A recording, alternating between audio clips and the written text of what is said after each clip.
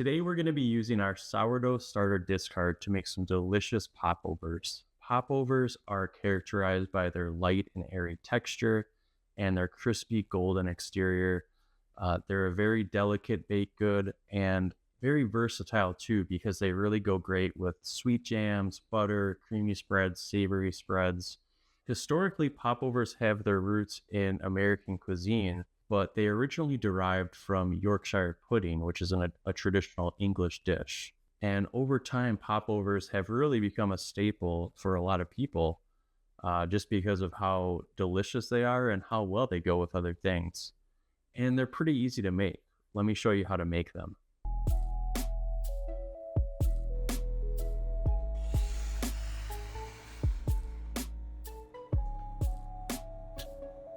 For these popovers, instead of a dough, we're actually going to be making a batter. And the batter is super simple to make. However, I would really recommend that you have a food scale and that you accurately measure your ingredients to get the best results. Now, the first ingredient I'm going to add in is sourdough discard. I'm going to be putting in 100 grams of sourdough discard. And some of you have mentioned to me that you don't keep that much discard on hand. You just feed your starter a small amount, and I totally get that. That's what I do on most days too. So I'm going to put a modified version of this recipe that uses a little bit less discard in the description of this video. Now, the second ingredient we need are 4 eggs. Now, it's very important that these eggs are room temperature. So you'll want to leave these sitting out at room temperature for a little bit, or if you want to save some time, put them in some warm water, and that will really help them get up to speed with room temp. So the key to this batter is to not have it be cold. It really kind of messes with the end result if your batter's cold.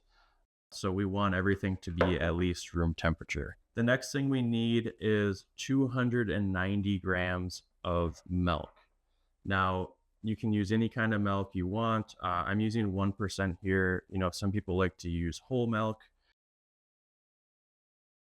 Anything will work for this. So I'm adding in 290 grams of 1% milk. Next, I'm going to be adding in heavy cream. Now, I'm adding in heavy cream because with the sourdough discard, that's made up of water, and so that's taking away some of the fat content from the milk we would have been using in this recipe. So I'm going to add in 40 grams of heavy cream, and then next I want 44 grams of melted butter. So this is 44 grams of melted butter. We need our flour. You can use all-purpose flour or bread flour.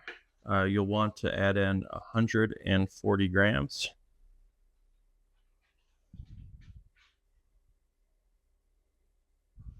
And the last ingredient is 4 grams of salt. Now we're going to want to blend this together. A lot of people will use a traditional blender. I don't have one. I use an immersion blender. I'm going to use that. You can also do this by hand. Just make sure everything is integrated really nicely together, especially those eggs. Make sure they're properly whisked and integrated with the rest of the ingredients.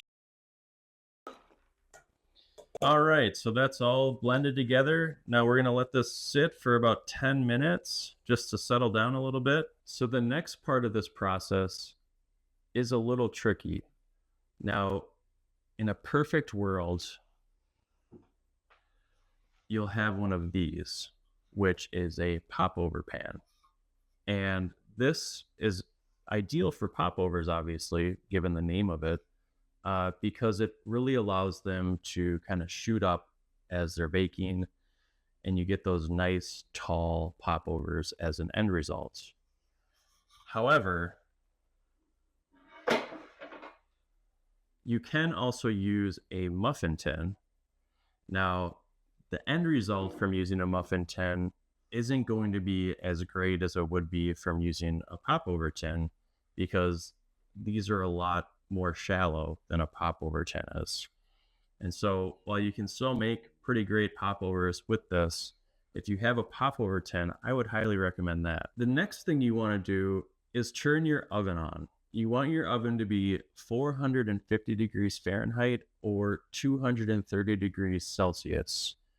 And once it's preheated, we're going to put our popover tin or muffin tin greased in the oven to warm up for 2 to 3 minutes. To grease these, you can use butter or you can use a cooking spray, whatever you have on hand. You'll just want to grease them up. This is really helpful to make sure that the popovers do not stick to this once they're done. Once we've warmed this up and taken it out of the oven, you're probably wondering, well, that's going to be kind of tricky to put our batter into this popover tin or muffin tin. So that's where this next part comes in handy. Is you want to grab some kind of jar or container that's easy to pour liquid out.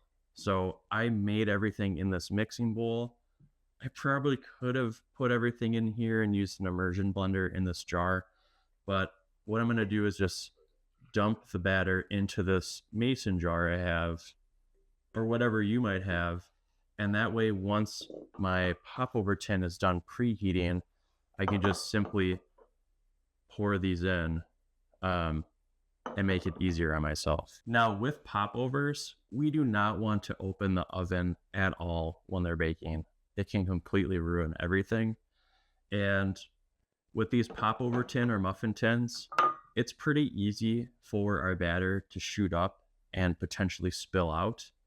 And if you've ever experienced something falling out and landing on the bottom of your oven, you know how bad that can be. And when you're making popovers and you can't open the oven, you have to make a decision whether you just wait it out or stop the bake and clean that up and then completely start over. So I would recommend that you use a baking sheet and put your popover tin or muffin tin on top of the baking sheet so that once they're baking, if anything falls out, it just hits the baking sheet and it's all good.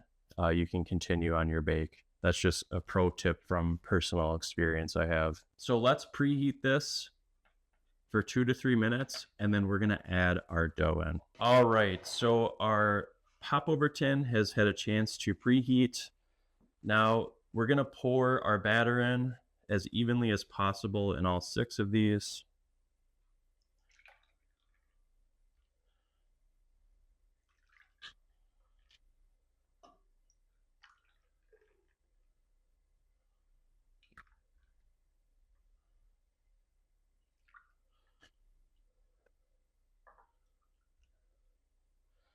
Now, we're going to bake these at 450 degrees Fahrenheit or 230 degrees Celsius for 30 minutes. And then we're going to drop our oven temp without opening the oven door to 350 degrees Fahrenheit or 180 degrees Celsius for 15 more minutes. So here they are, fresh out of the oven. And the first thing that you're going to want to do immediately is take a knife and kind of stab or make a hole in the top of these. This really helps get the steam out, which prevents them from collapsing and getting soggy. So there we have it, delicious sourdough starter discard popovers.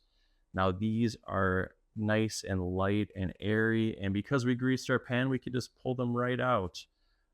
Now these are best served immediately after they've been baked.